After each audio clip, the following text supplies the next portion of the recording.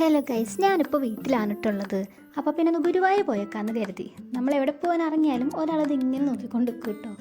അങ്ങനെ ഞങ്ങൾ ടൗണിലെത്തി മുല്ലപ്പൂ ഒക്കെ വാങ്ങി കേട്ടോ. നമ്മൾ ഗുരുവായൂരപ്പനെ കാണാൻ പോകുമ്പോൾ വെറും കൈയോടെ പോകാൻ പാടില്ല, എന്തെങ്കിലുമൊക്കെ ഒന്ന് കൊണ്ടുപോകണം കേട്ടോ. അപ്പോൾ ഞങ്ങൾ പൂവാണ് വാങ്ങിയത്, ഒരു പൂമാലയാണ് കേട്ടോ. എന്തോ എന്നത്തെയും പോലെയല്ല, അന്ന് കുറച്ച് തിരക്ക് കുറവുണ്ടായിരുന്നു. കുറേ ആൾക്കാരൊക്കെ ഉണ്ടെങ്കിലും നമുക്ക് വിചാരിച്ച കാര്യങ്ങളൊക്കെ അതേപോലെ ചെയ്യാൻ പറ്റി. കുഞ്ഞുങ്ങളുടെ ചോറൂണ് തൊട്ട് കല്യാണം വരെയുള്ള എല്ലാവിധ നല്ല നല്ല കാര്യങ്ങളും, പൂജയായിക്കോട്ടെ വണ്ടികളുടെ പൂജയായിക്കോട്ടെ, എല്ലാ കാര്യങ്ങളും അവിടെ നടക്കുന്നുണ്ടായിരുന്നേ.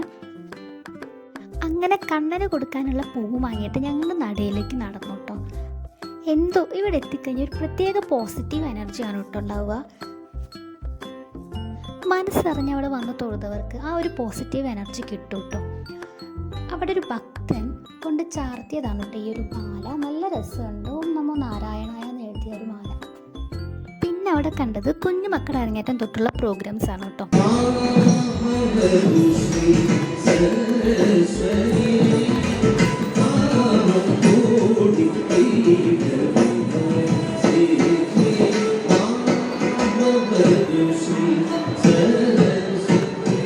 അങ്ങനെ പരിപാടിയൊക്കെ കണ്ടു നിന്നപ്പോഴേക്കും വിശന്നു. ഞങ്ങൾ ടോക്കണൊക്കെ എടുത്ത് ചെരുപ്പും ബാഗൊക്കെ വെച്ചിട്ട് ഫുഡ് കഴിക്കാനായിട്ട് കയറുകയാണ് കേട്ടോ. കറികളൊക്കെ അവർ ആദ്യമേ വിളമ്പി വെച്ചിട്ടുണ്ട്. ചോറ് അതിന് പിറകെ വന്നതാണ് കേട്ടോ.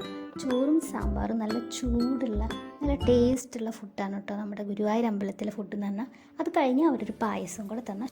പിന്നെ ഞാനും അമ്മയും കൂടെ കുളത്തിലൊക്കെ ഒന്ന് ഇറങ്ങി കാലൊക്കെ ഒന്ന് നനച്ചു. കുറച്ച് നേരം ആ പടവിലൊക്കെ ഇരുന്ന് സംസാരിച്ചു, കുറേ കഥകളൊക്കെ പറഞ്ഞ് അങ്ങനെ കുറച്ച് നേരമൊക്കെ പോയിട്ടോ. ഇവിടെ വന്ന് കുറച്ച് നേരം ഇരുന്ന് കഴിഞ്ഞാൽ നല്ല സമാധാനം ഉണ്ടാവും കേട്ടോ.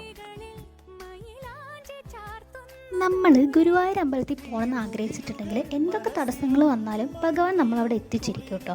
എന്തെങ്കിലും ഒരു വഴികൾ ആ നേരത്ത് നമുക്ക് കാണാൻ പറ്റും.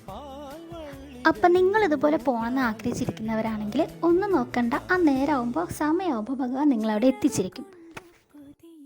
അവിടെ നിന്ന് പാൽപ്പായസവും വെണ്ണയും നെയ്യും പഴമൊക്കെ ഒന്ന് കഴിപ്പിക്കുന്നു കുറേയായി വിചാരിക്കുന്നു കേട്ടോ. അങ്ങനെ ആ ഒരു ആഗ്രഹം കൂടെ സാധിച്ചിട്ടാട്ടോ ഞങ്ങളവിടെ നിന്ന് ഇറങ്ങിയത്.